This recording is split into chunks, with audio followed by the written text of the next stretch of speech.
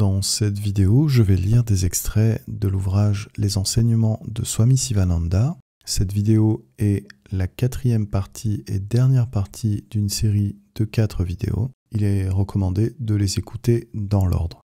Ce qu'il pense, il le devient. Le mental devient ce sur quoi il médite intensément. Il se dilate à l'infini et s'abolit dans Brahman. Le mental est à la fois subatomique et omnipénétrant. Il ne peut accueillir qu'un message à la fois, lui venant par les sens. Il ne peut pas simultanément voir, entendre et sentir. Le mental est donc subatomique de ce point de vue. Une fois purifié par les samadhis, il se dilate et devient omnipénétrant. Parmi ces pratiques, la chasteté, la non-violence et la véracité tiennent une grande place. Dans l'état de brahmacharya, probité parfaite, nulle pensée équivoque ne peut s'élever. Un vrai brahmachari ne fait aucune différence entre le contact d'une pierre, d'un livre ou d'une femme. C'est la marque de la parfaite chasteté. Yama, la maîtrise de soi, est la racine du yoga. Le pranayama, la méthode respiratoire pratyahara, qui est l'abstraction ou retrait des sens, en sont les branches. Dhyana, la méditation, en est la fleur. Nirvikalpa samadhi, l'extase dans l'absolu, en est le fruit. Introspection.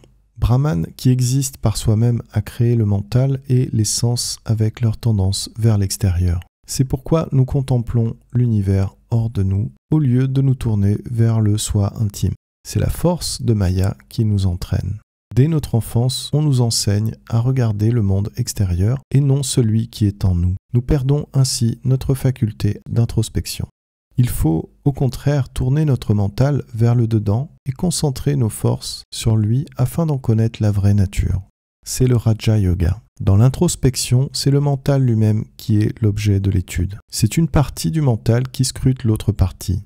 Tout comme vous surveillez le travail d'un manœuvre, ainsi la partie supérieure du mental surveille l'autre. Par un examen soigneux, beaucoup de défauts peuvent être découverts et éliminés grâce à une discipline sadhana appropriée. Entrez tous les jours dans le silence, 1 quart d'heure matin et soir. Faites de l'introspection, étudiez votre mental. Le mental constamment pense, combine, ressent ou agit. Il vous faut, par une observation incessante, connaître ce qu'il fait à un moment donné. Pour cela, une subtile bouddhi est requise. Vous l'obtiendrez par l'étude des Écritures et la maîtrise de vos organes des sens. Si vous faites corps avec votre mental, si vous vous identifiez à lui, vous ne pouvez pas connaître vos défauts. Mais si vous êtes le témoin silencieux de votre mental par l'introspection, vous constaterez vos imperfections et vous éprouverez la nécessité de les éliminer. Votre moi profond, Svabhava, devrait se prêter à ce changement. L'amélioration est à ce prix. Plus vous êtes capable de vous abandonner à Dieu, et plus grande est votre joie. Déposez votre ego au pied de lotus du Seigneur et n'ayez d'autre satisfaction que de faire sa volonté. Le Ramnam, répétition du nom divin, est la substance même des 4 Védas. Celui qui le pratique en versant des larmes d'amour parvient à l'éternelle béatitude. La répétition du nom de Rama est la forme de japa la plus répandue dans l'Inde, qui en a fait une véritable science. Si enfantin que paraisse à des occidentaux un tel procédé, tous les plus grands sages de l'Inde sont d'accord pour admettre qu'il peut conduire au plus haut degré de spiritualité et qu'aucune autre méthode ne lui est supérieure. Répétez le nom de Hari.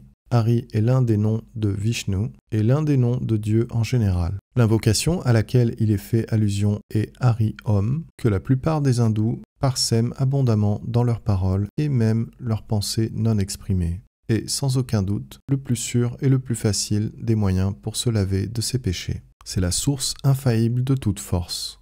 En vos heures d'épreuve, seul le nom du Seigneur vous sauvera. Celui qui aime Dieu n'a ni désir ni chagrin. Il ne hait aucun être ni aucun objet. Il ne se complaît dans aucun objet sensuel. Il inclut tous les êtres dans l'étreinte ardente de son amour. L'amour de Dieu et l'extase enivrante amenée par le voisinage de Dieu ne peuvent être convenablement décrits par des mots. C'est comme si un muet avait goûté d'une nature savoureuse et ne pouvait en parler. L'amour de Dieu et l'extase ne pourraient être révélés qu'à de rares élus. Celui qui a fait l'expérience de cet amour ne verra que lui, n'entendra que lui, et ne parlera que de lui parce qu'il ne pensera qu'à lui constamment. L'amour de Dieu et l'extase enivrante amenée par le voisinage de Dieu ne peuvent être convenablement décrits par des mots.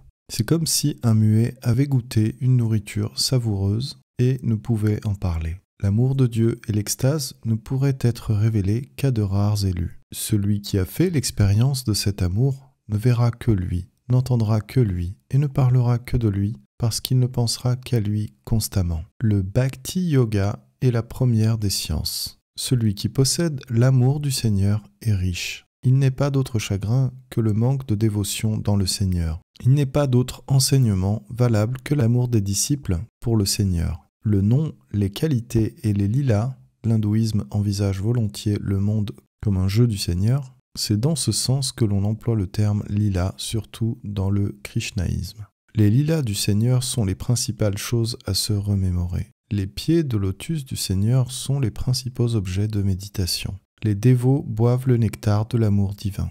Le japa est la répétition d'un mantra, prière ou formule pieuse, ou seulement la constante répétition du nom de Dieu. Il y a 3 manières de faire du japa. L'exprimer soit à voix haute, soit dans un murmure ou encore mentalement. Le japa murmuré est le plus efficace que le japa à haute voix. L'efficacité du japa est en rapport avec le degré de concentration spirituelle. L'esprit devrait alors se fixer sur la déité de prédilection pour conférer au mantra toute son efficacité. Chaque mantra développe une force énorme. C'est une masse d'énergie rayonnante qui transforme la substance mentale en produisant un mouvement particulier de la pensée. Les vibrations rythmiques résultant d'une continuelle répétition du mantra normalisent les vibrations instables des organes physiques et mentaux, kosha, et tiennent en échec les tendances de la pensée objective. La force qui oriente vers l'ascèse est augmentée par celle qui émane du mantra. Celle-ci éveille les pouvoirs supranormaux. Le japa assainit le mental,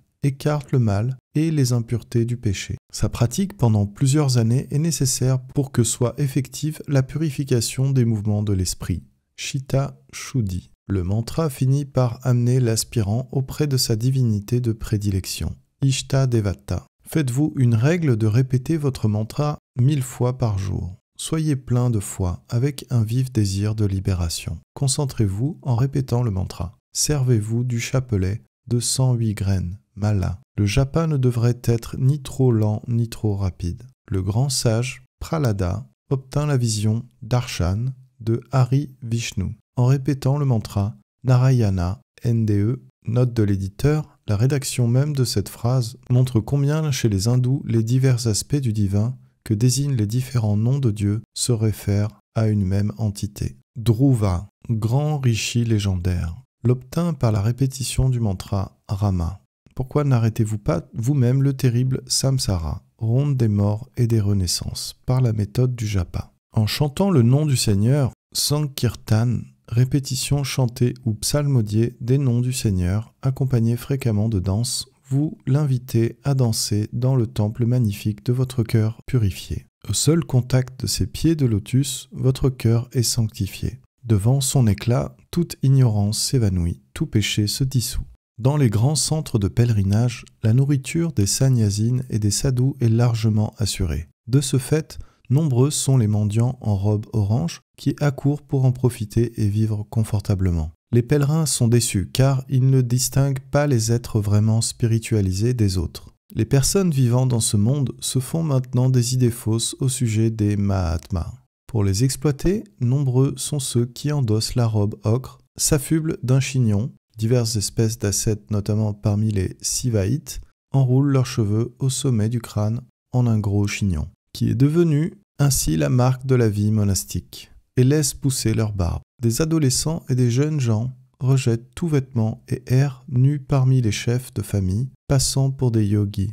Beaucoup d'hommes instruits perdent leur temps à de stériles discussions ou querelles de sectes, afin de se faire prendre pour des libérés vivants. Personne ne devrait se laisser tromper par de telles apparences, et encore moins confondre un homme nu avec un Mahatma véritable. Diverses catégories d'ascètes se soumettent à la dure discipline de la totale nudité. Ce qui est requis, c'est une nudité mentale, c'est-à-dire une totale disparition des mauvaises tendances et de l'égoïsme. Ne soyez donc pas, mes amis, trompés par des faux semblants. Vous ne pouvez rien apprendre en un jour ou deux, par de simples causeries avec un Mahatma. Il vous faut vivre longuement auprès de lui. Un véritable yogi est libéré même de son vivant. C'est un héros spirituel, un sage illuminé, un accumulateur d'énergie divine. Il regarde tout le monde avec amour et compassion. De même qu'un homme portant des lunettes vertes voit toute chose verte. Ainsi, le yogi pleinement réalisé voit partout le soi brillant de son propre éclat et omnipénétrant. Il sent effectivement que tous les êtres sont lui-même et que les serpents, scorpions, tigres font autant partie de sa personne que ses yeux, son nez, ses mains et ses pieds. Il est uni aux fleurs, à l'éther, au soleil, à l'océan. Sa vision et ses sentiments sont devenus cosmiques. Un libéré vivant n'est plus ballotté par les forces aveugles de l'attraction et de la répulsion. Il n'est plus affecté par la foule des dualités. Pour lui, plus de distinction entre un fripon et un saint, entre l'or et le caillou, l'honneur et l'infamie. L'unique réalité divine embrasse tout. Il savoure le frais nectar qui découle d'un cœur content et d'un mental en paix. Il ne ressent pas le moindre intérêt égoïste et ignore les chagrins et les anxiétés. Il n'est pas l'esclave de l'humeur et se montre toujours pacifique et joyeux. Toutes ses possibilités sont déployées, ses attributs divins sont éveillés, ses limitations et faiblesses sont abolies. Il brille dans sa gloire première, dans sa nature essentielle, dans sa conscience divine. Il rayonne paix et joie. La grandeur d'un véritable yogi est indescriptible. Ses yeux sont sereins, ses actions parfaites, sa parole douce et brève, impressionnante. Sa démarche est noble, son contact purifie, son regard pacifie. Il est omniscient, d'une connaissance intuitive et transcendantale, qui pénètre au cœur même des choses et des êtres. Vous ressentirez en sa présence une grande impression de paix et d'harmonie, une grande élévation. Il arrive souvent que les Jivan Muktas,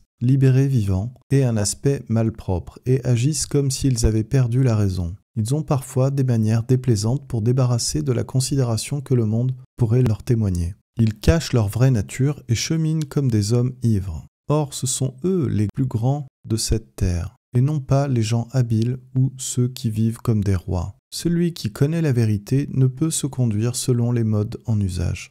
Mais le monde ne comprend pas cela, livré qu'il est à l'illusion. La réalité reste cachée. Seul apparaît Maya qui nous abuse. Un amour universel, une générosité spontanée, le service désintéressé des pauvres et des sages, une totale insouciance avec les autres, l'esprit de sacrifice portant à tout partager avec les autres, l'humilité, la connaissance des Écritures et de la philosophie, telles sont les vertus de ce saint homme. Ces vertus sont essentielles au progrès spirituel. Il faut les développer lentement, l'une après l'autre. Suivez l'exemple de ce sannyasine. Distribuez une partie de vos revenus. La charité est une grande purificatrice. Servez les saints, les malades et les abandonnés. Ne vous approchez jamais d'eux les mains vides. Ne thésaurisez pas, c'est un grand péché. L'argent est pour un usage cosmique. Ne mangez rien sans en avoir distribué aux autres. Garder plus qu'il est nécessaire est un péché. Servez tout le monde. Servez le Seigneur dans ses créatures. L'esprit est un sac plein de vasanas, désirs subtils. La servitude résulte des vasanas. La destruction des vasanas amènera la liberté. Si les vasanas sont détruits, l'esprit atteindra la quiétude comme une lampe sans huile s'éteint. Ahamkara, la notion d'ego, qui est la source de tous les dérangements, a son siège dans le mental. Annihiler l'égoïsme amène la destruction du mental, et annihiler le mental amène la destruction de l'égoïsme. Vous pouvez voir le beurre en puissance dans le lait, mais si vous barattez le lait, vous pouvez obtenir du beurre. De même, vous ne pouvez voir Brahman avec vos yeux physiques, mais vous pouvez contempler le Brahman par le barattage de la méditation. Si vous désirez atteindre Brahman, tous les désirs matériels doivent périr. Plus vous êtes éloigné des objets, plus la lumière de Brahman irradiera. Celui qui pense « je suis le corps, ce corps est à moi, c'est ma femme, c'est mon fils, je suis un Brahman, je suis gros, je suis noir, je suis un pandit », un homme profondément versé dans la connaissance des Écritures, est un ignorant. Il est enchaîné. Celui qui pense « je ne suis pas le corps, je suis persistant, immuable, immortel, indivisible, je me suffis et j'ai une existence propre, Satchid Ananda, Brahman, est un sage, il est libre. La sagesse vaut mieux que tous les biens du monde. C'est une source inépuisable de richesse spirituelle. Aucun espoir de liberté ou de perfection sans esprit de sacrifice, maîtrise de soi, pureté, discipline de l'esprit et des sens. Allumez en vous la lumière de vérité. Que votre idéal soit de faire pénétrer la lumière en tous, de maintenir une parfaite douceur dans votre comportement, d'être pur et aimable, d'être satisfait dans toutes les circonstances. Ce sont là des conditions bénies pour accroître la beauté du caractère. Dieu ne peut être réalisé que lorsque votre mental tout entier lui est offert. Une discipline stricte du mental au moyen de l'exercice et du calme constitue la méthode d'accès à la liberté et à la félicité éternelle. Cultivez la pitié, le consentement, la noblesse, la patience, le pardon, la droiture, l'esprit d'aide désintéressée et la retenue. Un vrai héros se réjouit dans la souffrance. Il supporte les insultes et les injures. Chacun devrait travailler comme une abeille, sans relâche et avec ardeur. Le travail que vous effectuez, si vous le faites sincèrement et de tout votre être, suffit à vous conduire au but. Dès que vous avez l'occasion de rendre service, ne la manquez pas. Tel devrait être votre mot d'ordre. Vous devriez atteindre impatiemment chaque occasion de rendre service. Jésus-Christ lui-même fut tenté par Satan. Bouddha dut lutter durement contre Mara, le désir impur, avant de parvenir au nirvana. Tenez-vous donc vous-même le plus loin possible de tout ce qui pourrait exciter vos passions. Ne mettez pas à l'épreuve vos forces spirituelles quand vous débutez. Un petit feu est facilement éteint par une poignée de poussière. Il n'y a rien d'absolument vrai ni d'absolument faux dans l'univers de la relativité. Vrai et faux sont des notions mentales. Chacun a raison à son point de vue. Il y a toujours un grain de vérité en toute chose. Le point de vue est le facteur déterminant de la vie de chacun. Quand l'esprit est illuminé par la sagesse, le point de vue est vaste. Dans le cas contraire, il est étroit. Un esprit large est exempt de préjugés et d'intolérance. Il voit les choses dans leur ensemble et dans leur rapport réciproque. L'étroitesse d'esprit crée la disharmonie et la discorde. La véritable paix du mental ne peut venir de l'extérieur. Elle advient lorsque celui-ci est maîtrisé, que ses pensées sont freinées. Il faut faire de grands efforts pour parvenir à dominer ses passions. C'est seulement ainsi que l'on peut connaître le repos et le calme. Un esprit sattvique rend l'homme contemplatif, tandis que la tendance rajasique développe l'agitation, pousse l'homme à l'action et le détourne du repos mental. Cultivez votre volonté. Restez par exemple une semaine sans consommer de sucre. Abandonnez les jeux de cartes ou les réunions. Restreignez vos besoins. Ayez une vie simple et des pensées élevées. Votre seul but dans la vie est d'atteindre Dieu. Tout le reste est sans valeur et sans utilité. Observez la modération, évitez les bavardages, observez le silence 1 heure par jour ou 2 heures à 4 heures les dimanches. Fuyez les excès sexuels qui puisent l'énergie. Observez l'abstinence selon votre âge et les circonstances. Quand un homme est capable d'influencer les autres, nous pouvons affirmer qu'il possède une personnalité magnétique. Un yogi est la plus grande personnalité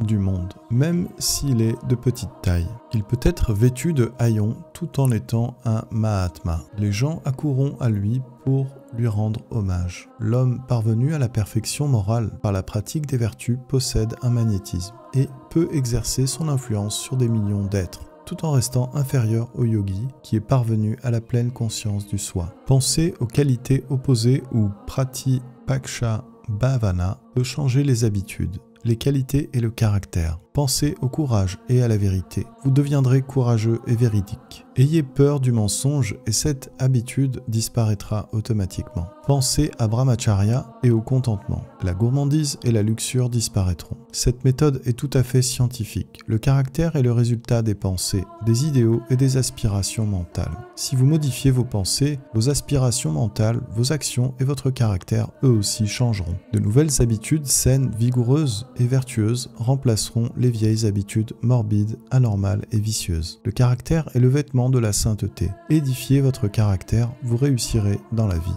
Swami Sivananda est né le 8 septembre 1887 dans le Tamil Nadu, un état du sud de l'Inde, dans une famille illustre de brahmines. Parmi ses ancêtres se détachent les grandes figures spirituelles de Sri Appaya Dikshita et de Sri Sundara Swamigal. Il fit de brillantes études de médecine au cours desquelles sa profonde tendance à vouloir soulager la souffrance des malades se manifesta. Ceci l'amena à fonder une revue de santé qu'il baptisa Embryosa. Ses talents l'appelèrent bientôt en Malaisie, où il fut médecin pendant 10 ans. Tous l'appréciaient pour ses qualités de médecin, pour sa compassion, sa connaissance en médecine et sa nature spirituelle. Face à l'interminable détresse des hommes, le médecin compatissant se donna pour mission de transformer le cœur de l'homme pour changer sa vie entière. Comme Bouddha, il renonça au confort d'une vie de famille et aux possibilités d'une carrière prometteuse. Il retourna en Inde pour y mener la vie d'un moine, passant son temps en constante méditation sur Dieu et en réflexion sur les problèmes éternels de l'homme. Après un long pèlerinage, il se fixa à Rishikesh en 1924 et fut initié dans l'ordre monastique sacré des Sannyasines. Il passa les 7 années suivantes dans une complète solitude, méditant intensément et pratiquant une ascèse des plus rigoureuses. Par période, il parcourut l'Inde pour donner le message lumineux de la vie divine, de l'adoration de Dieu et du service désintéressé. Un ashram, centre de yoga et de méditation, se développa autour de lui à Rishikesh. En 1936, fut créée la Divine Life Society et en 1948, la Yoga Vedanta Forest Academy. L'axe central de la mission de Swami Sivananda était la diffusion de la connaissance spirituelle et la formation d'élèves spirituels. Dans cette optique, il entreprit en 1950 une tournée de l'Inde entière ainsi que du Sri Lanka. En 1953, il organisa à Rishikesh un Parlement mondial des religions. Le 14 juillet 1963, il atteint le Mahasamadhi.